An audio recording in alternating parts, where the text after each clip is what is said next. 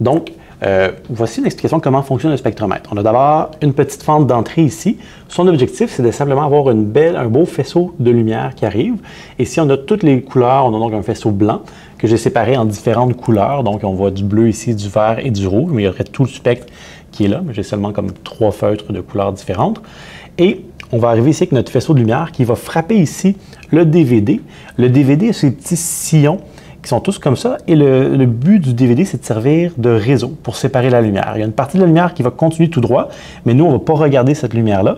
Et une autre partie qui va tout simplement être déviée. Et en fonction de la couleur, de la longueur du faisceau, l'angle de déviation va varier. Ça va nous permettre de voir finalement la lumière sous toutes ces couleurs. Fait qu'on regarde d'où semblent provenir les faisceaux directement quand on regarde donc avec notre œil. On ne regarde pas. Donc, on a un beau spectre d'où semblent venir les faisceaux. Fait que quand je regarde ici avec mon œil, ici, j'ai le rouge qui semble plus bas parce qu'en fait, le faisceau rouge semble venir d'ici, finalement, de plus bas. Fait que j'ai le rouge qui est juste ici. Et en fait, on va avoir le bleu en haut. Le bleu semble venir d'en haut quand on regarde notre œil à l'horizontale. C'est sûr qu'il y a une bonne partie de la lumière qui est transmise directement. Si vous forcez puis vous regardez à l'œil directement, vous allez voir la fente d'entrée. Fait que si je penche mon œil ici, je vais directement regarder la lumière et je vais voir la lumière qui provient de la fente d'entrée, je n'ai pas le spectre. Mais si on regarde bien à l'horizontale, on devrait avoir tout le spectre qui est là. Une des premières sources que vous pouvez observer à l'aide de votre spectromètre, c'est la lumière du soleil. En fait, pointez jamais votre spectromètre directement sur le soleil, mais plutôt pointez vers des nuages ou même le bleu du ciel. Ça devrait quand même bien fonctionner.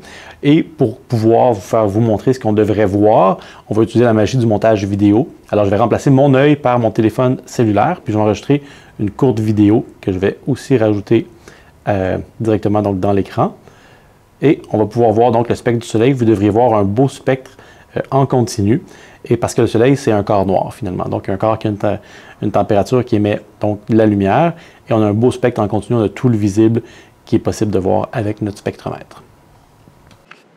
Si l'éclairage de votre école est constitué de tubes fluorescents, on peut vraiment regarder le spectre. On voit vraiment les caractéristiques donc, de différents éléments dans la peinture fluorescente pour le tube fluorescent. On a vraiment quelques règles qui sont spécifiques à différents éléments qui constituent la peinture, la couche de peinture de notre tube fluorescent. Donc, on est présentement dans la salle anéchoïque du Cégep de la Pocatière.